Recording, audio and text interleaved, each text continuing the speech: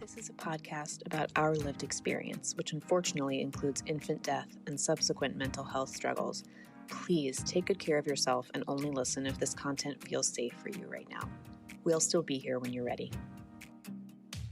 Hi, I'm Judith. And I'm Alina. We both lost babies to SIDS in winter 2021. In the throes of grief, I reached out to a stranger on the internet and our friendship was born. In the years since, we've been working hard to survive, rebuild, and navigate the continual challenges that have come our way, including divorce, Job loss, dating while bereaved, moving multiple times, health scares, pregnancy and parenting a living child, starting new jobs, and so much more. We are tired. Happily ever after is out of the question for us, but this podcast documents our journeys to happier ever after because we believe life after loss is worth living. So join us as we laugh, cry until we laugh.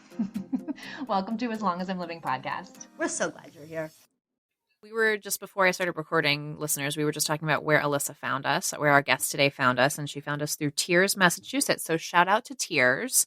Judith, we should put a poll and see where people found us because I am very curious about this.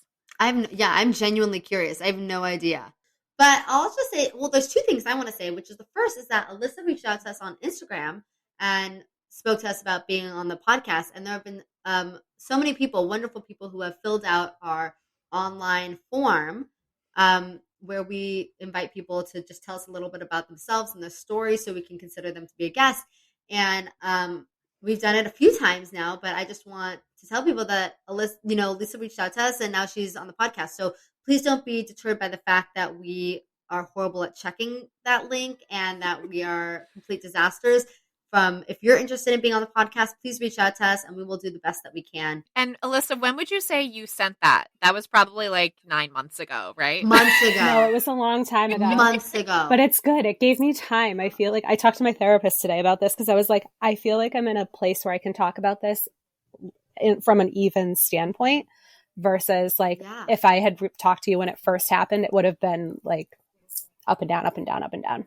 I really want to know how you are now. Like that process of afterward is really interesting to me. And I think it's really relatable. Yep. So why don't we start? Alyssa, could you please introduce yourself and introduce your family in any way that you would like? Sure.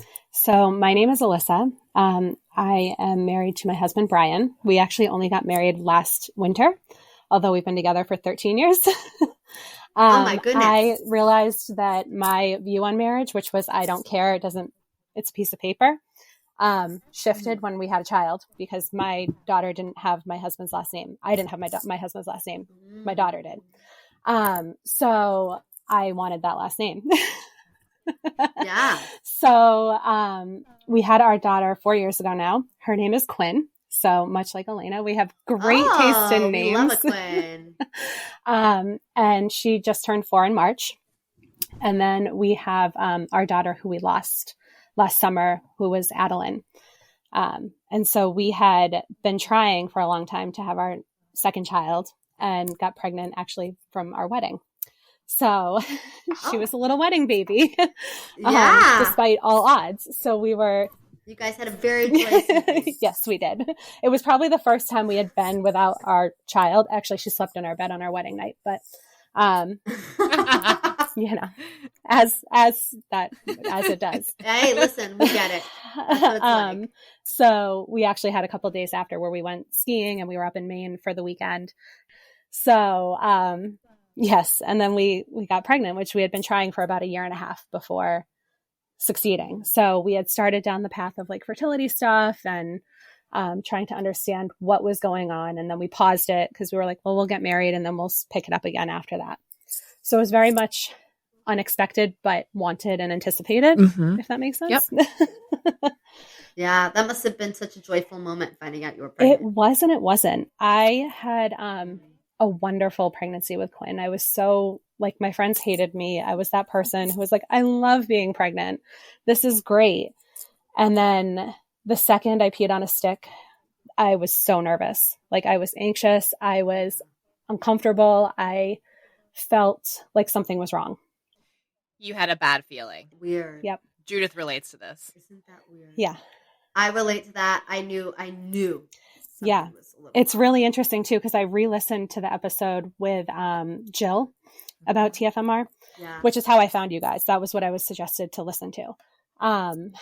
And she said the same thing. she said that she felt anxious the whole pregnancy too.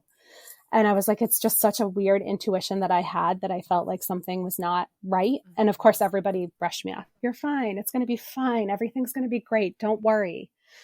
But in the pit of my stomach, I knew. And so you were having early ultrasounds. Everything looked normal. Everything looked normal. I had an ultrasound, I think, at 8 weeks. And then again at 12 weeks. So it wasn't until the 12-week ultrasound that we found out that there was a red flag. So we had an increased nuchal fold, which can mean a number of things. It's just kind of an indicator. 12 weeks, I had that ultrasound. I left thinking everything was fine. Like, they didn't say anything. They didn't like give me any indication that there was an issue. I was actually in the process of purchasing a new car. So I was sitting at the car dealership waiting for like the insurance to clear. And I get a call from a high risk doctor out of the blue, just out randomly saying that, you know, there's higher risk factor for you.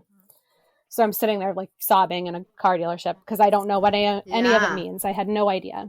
They just said you were a high risk factor, but they didn't say no. They had, because there needed to be further testing, right? So at 12 weeks, you're only so far along. There's not much to see. Yeah. So we had done the cell-free DNA testing, which took about 3 weeks to come back, which is crazy. And that all came back clear. And that's when we found out we were having a girl. So at that point, I started to feel better. It was like false hope. I was like, okay, well, we don't have any of the major trisomies where we know we're having a girl. Like, this is exciting.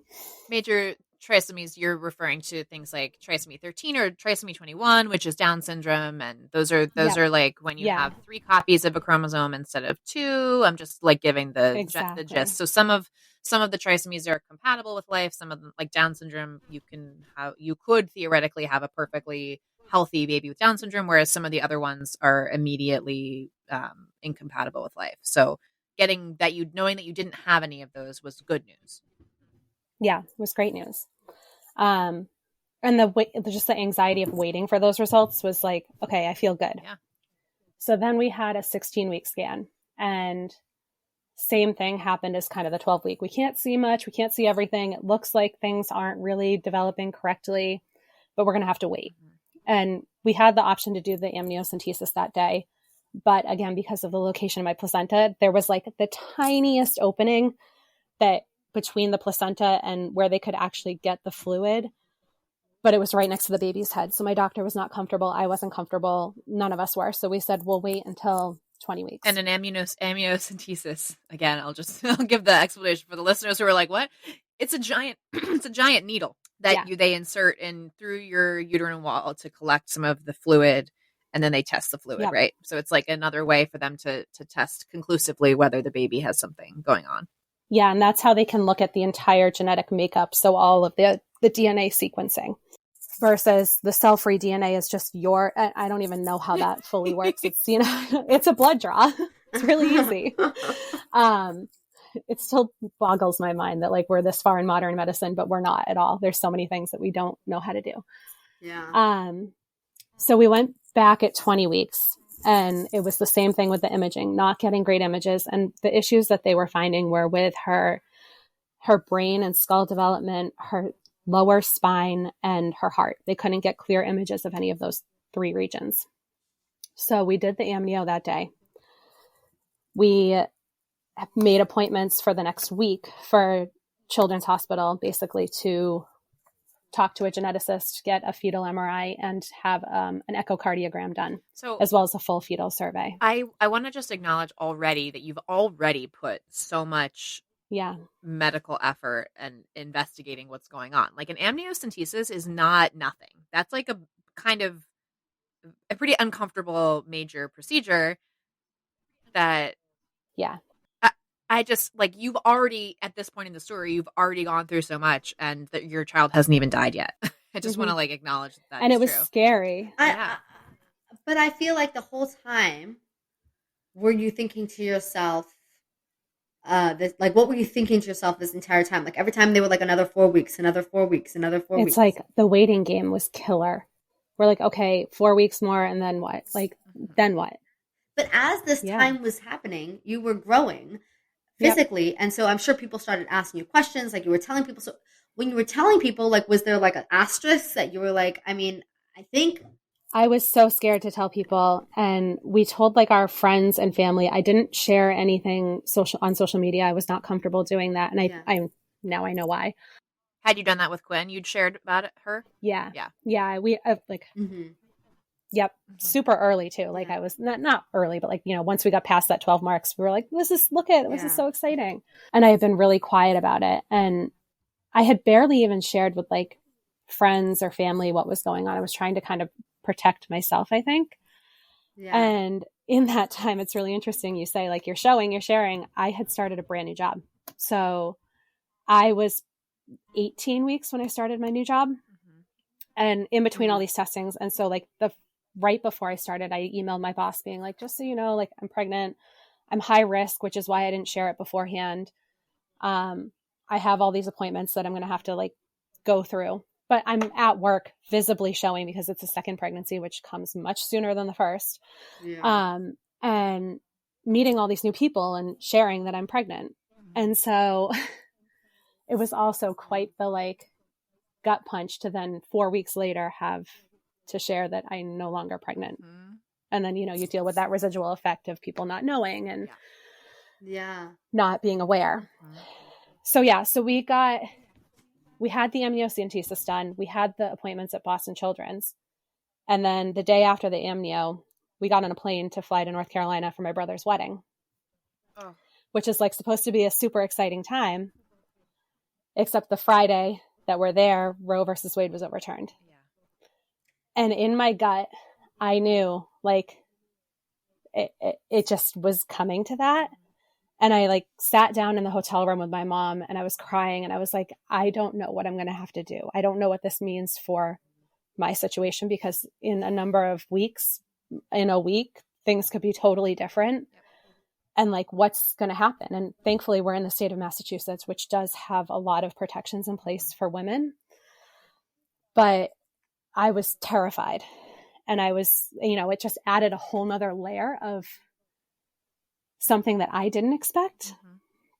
And having to have this in my face as I'm dealing with it and seeing, you know, we got a message from a relative that was like, go to your courthouse and sign the bill in support of anti-abortion rights, and which is just shocking to begin with. But there's, you know, a lot of people in our families that are very religious, and there's different political views, and you know, you're just faced with it day after day in the news as you're making these own decisions for your own child, which is something that I never in a million years would have thought I would have had to face. Yeah, I don't think anybody anticipates that they would have to face this. I remember that day also when it happened, and I think the entire it felt very close and very far. Meaning, like, it felt unbelievable that it was even happening. Like, I didn't understand the ramifications. Like, it sounds like you understood the ramifications way faster than I did. Like, I did not put it all together, what it was going to mean for everyday people, in the way that it sounds like you realized the minute it was overturned, it was, you know, that immediately was going to go into effect. I don't know why I thought there was going to be some sort of a like transition period. Probably because I was trying to process it myself. But like you're saying, like it happened, and then like you had to make a decision. But not no, like that, it was we had a week where we were living in gray. So we went to the wedding, we came back, and it was that Tuesday night that I literally got the amniocentesis results in my health inbox. And I wasn't going to. They sent you the results without calling you. Like, it was like 7:30 at night. We were putting Quinn to bed. I got the notification on my phone and I was like, I'm not going to not read them. And like one of the things on the results read something like I don't even remember the right wording, but it was like such a gut punch. It said something about termination and failure. And I was just like, what does this even mean? And so I called one of my best friends is a nurse. I instantly called her like in a full panic fit. And I was just like, I don't understand what this means. And she's like, the poor girl, I love her to death. She's like, I'm not a geneticist. Like, I can't tell you. Did you Google? And what was Google saying? So Google was saying that what our genetic issue is that it's like less than 100 cases have been seen in the US. It's a deletion of the 6 chromosome that's like very, very specific deletion. It's like 6QR275 or something like that. Like there's no, I'm not a geneticist either. Yeah. No, I mean, not that. And so there's not a lot of information because it's a very, very rare deletion. Mm-hmm. And it's. So you didn't have information from Google. Google wasn't giving me anything that I could go off of. I was then like looking at Facebook groups. I was looking at Reddit. I was looking for like anything, anywhere I could find information on this deletion. And I wasn't getting anywhere. And so we didn't have our meeting with the geneticist until it must have been a week after that. So we had the children's appointments 2 weeks after our amnio because we had those lined up.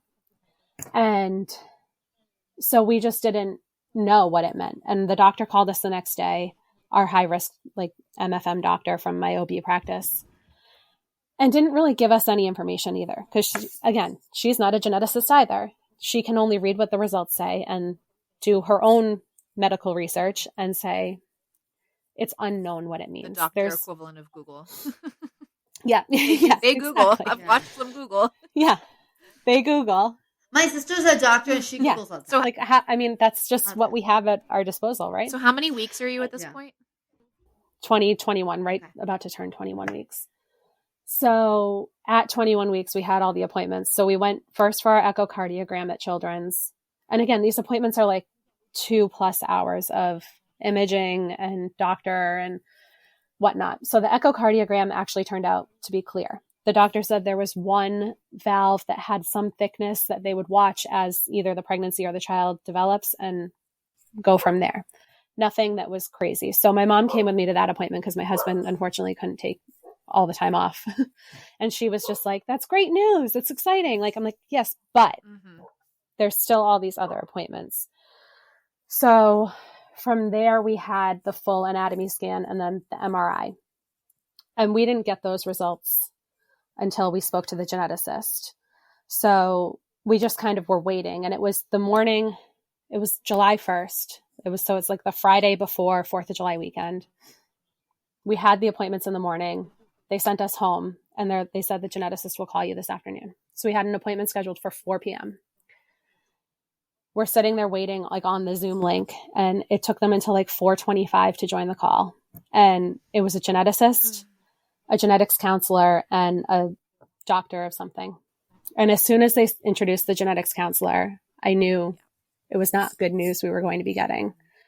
Because it's kind of like a social worker there in place to help guide you to make a decision because they can't actually tell you what to do. So my husband and I are sitting there trying to understand. He couldn't even be on the screen. He was off in the corner sobbing. I was sobbing. Like, I recorded the conversation so I could try to figure out what they were saying and what it all meant. And basically the like crux of it was that her spine was not developed correctly. Her cerebellum was much smaller than it should have been. And those factors could have led to a lot of other things, including the nuchal translucency. So like the range of mental illness is unknown, and, you know, whether she'll have a disability is unknown. The range of whether she'll be able to walk, whether she'd be able to go to the bathroom on her own, whether she'd be able to sit or eat or have normal brain function. It's just, all of it was unknown. And I think Jill said the same thing. Like, it went from being like, well, if these things aren't growing correctly, to a very gray diagnosis of like, you're on this spectrum and you could fall in any place. And so we just had to sit with the results, and we both kind of looked at each other after the call and knew instantly that it had to make a decision, and we were both in alignment with the decision that we needed to make. When they offered you your options, what did that conversation look like? It was really interesting because they said, you know, you have up until 24 weeks in Massachusetts to terminate a pregnancy. And your options are to continue on the pregnancy knowing that you will have multiple surgeries upon birth, the quality of life, it has zero guarantee. We weren't given a terminal diagnosis. So there was no, upon birth, your child will die. It was just upon birth, your child will have an incredibly difficult life. Mm-hmm. Which the gray diagnosis of it all made it even more difficult to stomach and explain. Like I didn't know how to tell anyone for a long time what was happening or why. Mm-hmm. And I was scared to, because I didn't want to feel judgment or shame for, I wanted this baby. She was my daughter, and she was. Well, can we go back for a second to they told you in 24? I mean, what if you were at 24 weeks? Like, did they say what happens if you can't get this care here? Like, where are you supposed to go? There was some, in Massachusetts, there's some wiggle room beyond 24 weeks. If it just has to get a certain level of doctors to sign off on it and approve it, basically. Mm-hmm. And I will say the care team that we worked with was phenomenal. Like, I am so lucky that I live in Massachusetts. Mm-hmm. I can't imagine being in Texas, being told this. I'm sure that even the compassion that I was handed would not have been the same. Yep. I mean, it's. What did that look like? It was just doctors standing there, hugging us, crying with us, really holding us up and telling us that there's no right or wrong decision. There's no way to know what to do in this situation besides what is the right thing to do. It sounds like there wasn't judgment. There was empathy. That they recognized that this was a difficult thing, that they were unfortunately giving you information that you had to then make a really difficult decision, as opposed to, I could imagine, in a different political climate, it being much more like, well, you don't have any options, so. God gives challenges to the strongest soldiers. What is it? The toughest battles, the strongest. You only get what you can take. Fuck that. You only get, exactly. Oh, the rage. Yeah. So in this moment, you and your husband, was there a discussion, or did you both kind of hang up the call and say, we know what we're going to do? And you both spent the entire weekend going back and forth on it. We hung up the phone and unfortunately then had to go pick up our daughter from school. And so we couldn't have a discussion at that point. And it just literally the rest of the weekend, we talked about it. My MFM doctor called me from her personal cell phone on Saturday to talk me through what the options were and what things looked like. Because we did have a kind of a limited time frame, and I didn't want to continue growing and continue going down this path and walking into work on Monday morning when I knew that something wasn't right. Can I ask you what language you guys were using at this time? I know Jill, Jill and her partner Eric, they prefer the term they chose to interrupt the pregnancy. Do you have feelings about what language were you using then? Has that evolved with time? It has. I had no idea what to call it. Yeah. I didn't know. And I didn't even know, the doctors didn't really use a specific term either. And so I said, we have to terminate the pregnancy. I said, I had just called it surgery. I called it really generic things, but I really didn't know that TFMR was a term or a thing until weeks later. And it was finally I found my people. I hadn't found that niche group yet. And I hadn't found the place where I belonged or where I could even look for information, because I didn't know. I mean, it was late term abortion was all you were hearing on the news. And that just when you hear the word abortion, I mean, what do you think? How does this feel like? Is this kind of how you would frame it, or what's your relationship with the word abortion? I hate the word abortion. I think when I heard Jill say, what was her phrasing? She interrupted the pregnancy, that just felt so much nicer. Because we did opt for a surgical termination, which. So how does that differ? You can either go in and be induced to go into labor, or you can go to a series of appointments and then have surgery which is a D&E. And and then the baby still gets delivered. No, it's a C-section. It's surgery, but it's all vaginal. So I had to, and I do regret looking back, and my husband does too. Both of us were very instantly like, do the surgery. Like we can't, the heartbreak of delivering our baby would have been too much for us to bear, but I regret not doing it because I would have had moments with her. Yeah. So they take the baby away. I don't even know. It's not that they take her away. It's that they remove the baby from you, and it's then. Oh, you're under. Yeah. So you go to sleep, not put to sleep. You're given anesthesia. You're put to sleep. And then you wake up and the baby, and you're no longer pregnant. No, I really needed to be. Can somebody put me to sleep? I'm done. Well, I've been asking that for a long time. Something I think about when you're saying that is that I remember when Aiden died that morning that we were outside and they moved him to our bedroom, and I know I've told you this, Lena, a lot of times. They take the baby out in a car seat, which I've always loved. I think that's very compassionate. That did not happen. But anyway, they said you can go in and say goodbye.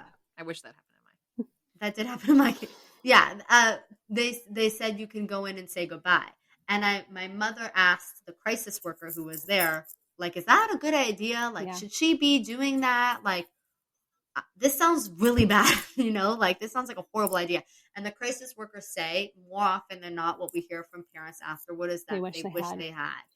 They wish they had. And she said, right now, it seems absolutely abhorrent. Like it seems just as horrible as you could possibly imagine. But you should, because your future you will appreciate that you had. I did not say goodbye to Quinn's body, and I regret it. And I wish I had.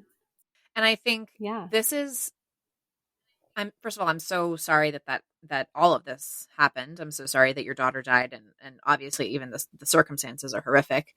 But I think this is a particular pain. I think if TFMR weren't so stigmatized, I have a feeling you would have received better counseling on this. Like, I almost feel like you were getting so much counseling on should you terminate or should you not terminate. And then there's almost like this secondary conversation that's like, okay, you're going to terminate. Here are your options. But nobody's coming to you as like a social worker and saying like, hi, I'm so sorry. I know, you've lost a child. Well, this is what I'm saying is that you've lost a child. Like when we went through our experience, the world recognized that we had lost a child in a tragic and traumatic circumstance. And so there was so much effort to get us resources as grieving parents, as opposed to like this medical component. It sounds like you really got good medical guidance. But do you feel you got grieving parent guidance? No, I'll never forget the first time one of my friends said to me, like, you are allowed to be sad you lost your child. And I didn't even view it that way at that time. And that totally changed my worldview. How did you view it? I made a decision to end a pregnancy, and I knew in my heart that I had lost my child, but I wasn't accepting it because it was at my hands. And so I didn't have a therapist lined up at that time. I didn't have somebody outside counsel to talk to. I just had family and friends. And I called my husband's stepmom and I talked to her because she's worked in the medical field forever. And I tried to understand like from a medical perspective, but I wasn't thinking from a point of like my heart. And, I was thinking more like, what do I need to do? What should I do? What is the right next step? But I had to go in 2 days prior to the surgery to have what's called laminara. It's like essentially seaweed inserted into your cervix so that you dilate. It dries you out so that you dilate. It's disgusting. The indignities. And like, again, these are things like I talk about what enrages me. It's like, if this were anything that a man had to go through, the amount of like pain medicine and like support that there would be is insane. Well, I'm sitting here and like, I was explaining what an amniocentesis is. I'm explaining trisomies. Like there's certain things that people in the like pregnancy, people who've given birth, like there are certain things, but like, I didn't know that they stuck seaweed in there. Like all of this is like so not talked about. It's not talked about because even, TFMR, obviously incredibly stigmatized. The other cases where people would typically get a D&E or a DNC are with a miscarriage. And even that is so stigmatized that nobody is like talking about the actual process of of their miscarriage. You still give birth. All of these are ways that the baby has to come out of you at some point. Once the baby has been, created, it has to come out. And there's all of these, like, none of them is any better or worse. The baby is dead. Like, it sucks. But, like, this is, like, blowing my mind, all of the indignities of this, that you had to go get seaweed stuck in your cervix. Wait, hold on. Before we go back into the seaweed cervix, can I just ask a question that might go another direction? Do you or your husband or both of you, do you have any sort of faith background? Are you guys faithful people? Just because I'm curious if that played a part in it, and also, like, are you a part of a faith community? That's a great question. I am not. I grew up Episcopalian, but I believe that I believe that there are signs that loved ones give us that we see, and I look for that. I don't necessarily believe in heaven and hell or God. Yeah. My husband was born and raised Catholic. And he hasn't been involved in the church in a number of years, but, went to Catholic school all through high school. Yeah. Catholics get abortions too. Yes, they do. Yeah. It's I'll bite my tongue.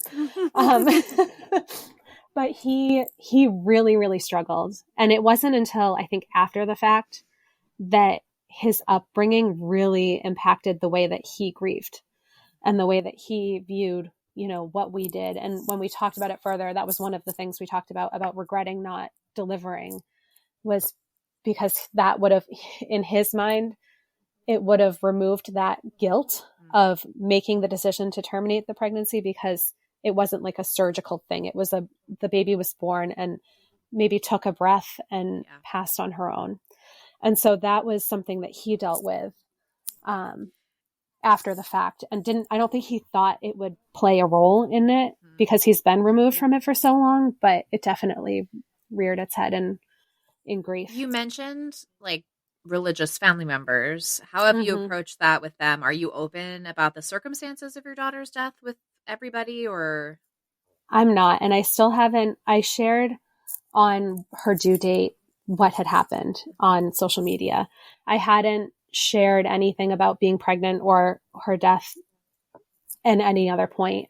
And I actually had to have my husband hit post on the post because I was so terrified of the backlash. And obviously nobody's going to say anything bad. Like, it was all supportive comments, but I was just so scared that somebody was going to say anything. Yeah. But I haven't actually had conversations with family. I let my mom do the talking, so I don't know what was communicated because I didn't want to have to be the one to continuously replay the message or get the feedback. I didn't want to hear. It was so hard even at the beginning just to get condolences, because it's like, enough's enough. I know, like, I know you're sorry for me. I know you can't imagine. I don't want to hear it anymore. But I want you to know how much your story is impacting me, because I just feel so like it's just so hard. And I'm so angry at the fact that there are people out there that have opinions that would make you or your husband feel shame in any way. Because to me, as I hear this story, I just hear a mother who lost her child. And, like, as a mother who's lost her child, I need kindness, I need empathy, I need patience, I need understanding. Like, that was my path to healing. Like, the entire world kind of giving you an embrace and say, like, we're going to do this together. And what I hear in the world, but also, like, in your story, is that you just emerged from the darkest chapter, so taxing on you, and you had to be afraid what other people were thinking. Like, tragic. It's tragic. And, I don't know what it feels like, but I do know that there are moments where I tell people I have a son that died of SIDS, and I see in their eyes, they are thinking, did you do something wrong? Like, what did she do? Was he on his stomach? Was there a blanket? Was there whatever? And I can see in their mind, not their judgment, but they're doing a calculation. They're doing a calculation. You know what it is? It's other people saying, like, that could never happen to me. Something must have happened. She must have done something to have this happen, because that could never happen to me. Do you see something similar? Oh, believe me, you do that yourself, right? Yeah. I mean, I spent the whole time going, what did I do? What could I have done? Like, was it like we sat in a hot tub on our honeymoon? Like, was that what happened? Is that what caused this problem? Like, is that like, I don't know. I don't even know if we had conceived at that point. Like, there's nothing that we could have done. And the doctors told us that over and over and over again. But having other people Yeah. pass a judgment, like, it just makes it like you might have those questions in your head, but those questions in your head are between you and you. Having other people question those question you, what did you do? Yeah. That is just horrible. And then there's this extra component to like, what decision did you make? And I'm going to judge you based on the decision that you made. I don't know. I just am so impacted by this. I think it's also because we were at such a divisive, and we still are at such a divisive point in our country that like, it's like right and wrong. And I was not on the right side. And I was on the right side. It's just like, I felt so impacted by like all these other women's stories and all this judgment from the, news organizations and what you're hearing out in the world. And it's like, I was just so afraid. And I really don't think anyone would say anything to us or, judge us for that externally. I just was scared. And it's like one of those things that you just have to grin and bear it. And that's why I let other people be the communicators, because I didn't want to. I didn't want to risk hearing anything. Yeah. Another thing that I think about is how the entire time you were desperately wanting answers so you could make a decision earlier, and how the information just wasn't available. And when I hear people making like passing laws about 16 weeks and 20 weeks, whatever it is, it's like, you may not know at 16 weeks. You would have loved to know at 16 Yes. weeks. I'm sure you would have loved those extra 4 weeks of sand, like of just killing yourself every hour of every day trying to figure out what's going on. And the information wasn't there. Like, there was nothing to look at. You know what I mean? You just physically could not get that information. So to make a judgment that is so, like the line in the sand is so strict, it doesn't match up with reality. It doesn't at all. And I don't think I ever realized that in like my previous pregnancy or like in general. Like, we're not taught that, when you get pregnant, like you get pregnant, you have a baby, right? Mm-hmm. Like, that's like the path. Yeah. It's not, there's never any information that's shared about like, you could miscarry, you could lose your baby at, 6 weeks, you could lose it at 20 weeks. There's no information that's shared in terms of that unless you're in these specific niche groups. Like, okay, so we all three of us, unfortunately, are in this fucking shitty club of having a child who died. Can I ask how does it feel as a parent who experienced a TFMR? How does that play out for you in the baby loss space? Like, do you feel welcomed? Are there certain places you feel welcome and certain places you don't really feel welcome? I'm curious how that feels. I'll say I feel like there's a lot of stillbirth out there. There's a lot of stillbirth. Yeah, there is. There's a lot of not so stillbirth. much on the SIDS, and definitely not so much on the TFMR. So I'm curious how that feels for you.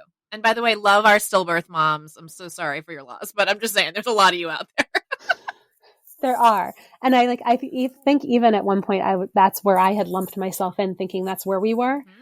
But it's so interesting. I had joined like all the loss community groups, like, and I found you guys on Instagram, and that's where I found my people. Mm-hmm. Like, you may not know it, but you guys communicating with me on Instagram was like the only lifeline I had at certain points. And I appreciate that to the ends, because nobody I knew has gone through this. Yeah. There's nobody I could tangibly talk to that has gone through loss like this.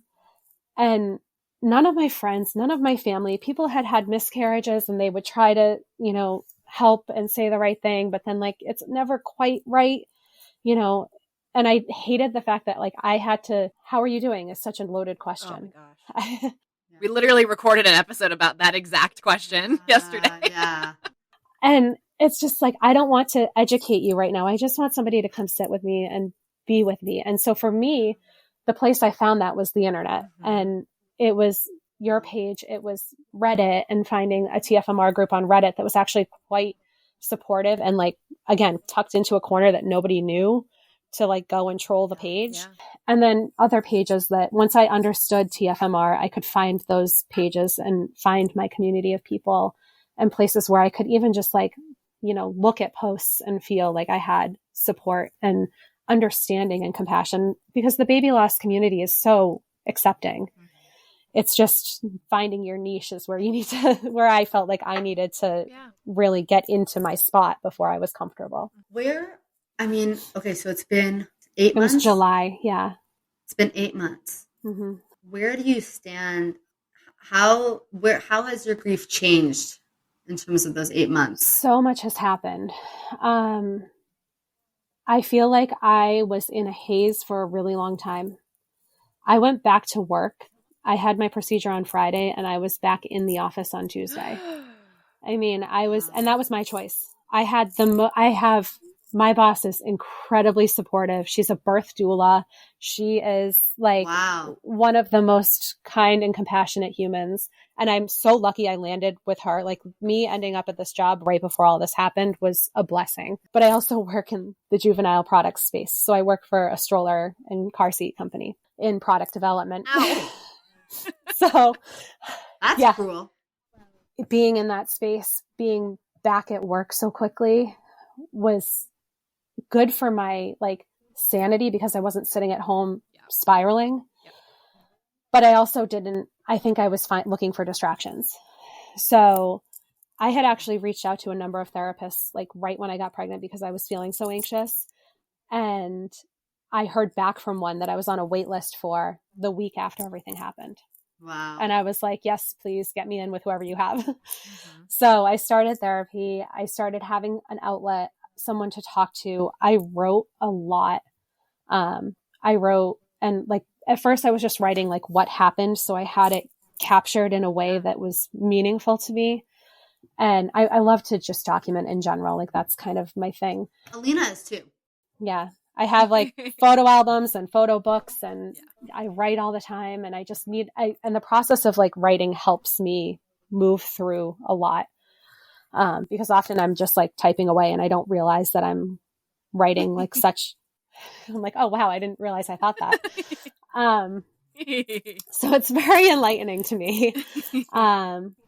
But my therapist actually suggested that I start writing letters to our daughter. And so that also really helped me move through my feelings of guilt and, feeling like I was a bad parent for making the decision I made, and moving towards understanding that I did what I needed to do so that she wouldn't suffer. Yeah. And that helped a lot. We really isolated ourselves last summer. We ended up just spending a lot of time with my family. And my parents live on the Cape. So we would go down and go to the beach and just not talk to anyone but my parents. Mm-hmm. And that was really nice to just have quality family time where we didn't feel obligated to say yes to things. I didn't feel obligated to see people. Yeah. I really put up a wall to help me give myself time, I guess. You know what really hit me though, is that you shared that you'd been trying to get pregnant for 1.5 years. And then you spent another 5 months pregnant and healing. And even though you have another child in Adelyn, you also don't have a living baby in your arms. So it's just another half a year. It's just more time that you're further from your goal. That's kind of how I felt. And we definitely had this, my brother and I growing up were 5 years apart. My husband and his siblings are all really close in age.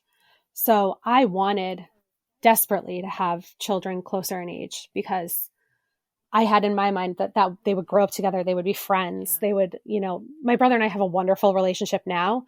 Growing up, we weren't in each other's lives. We were just too far apart. Yeah. So the 3-year age gap was this ideal to us.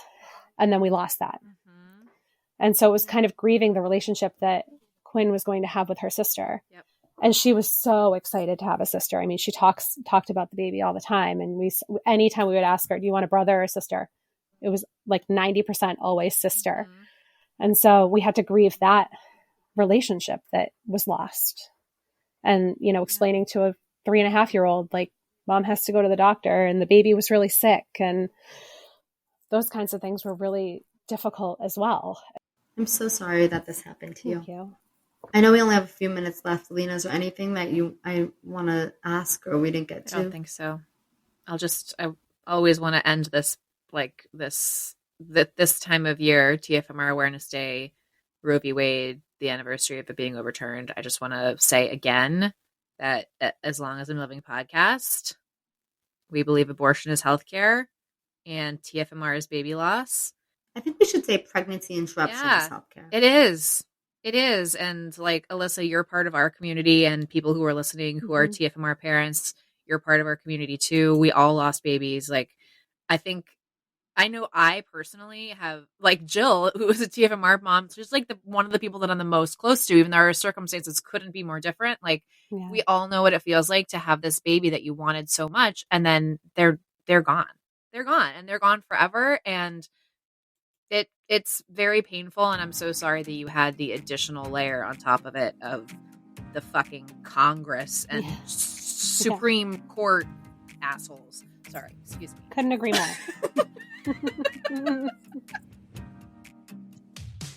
To all of our wonderful new friends, we want to hear from you.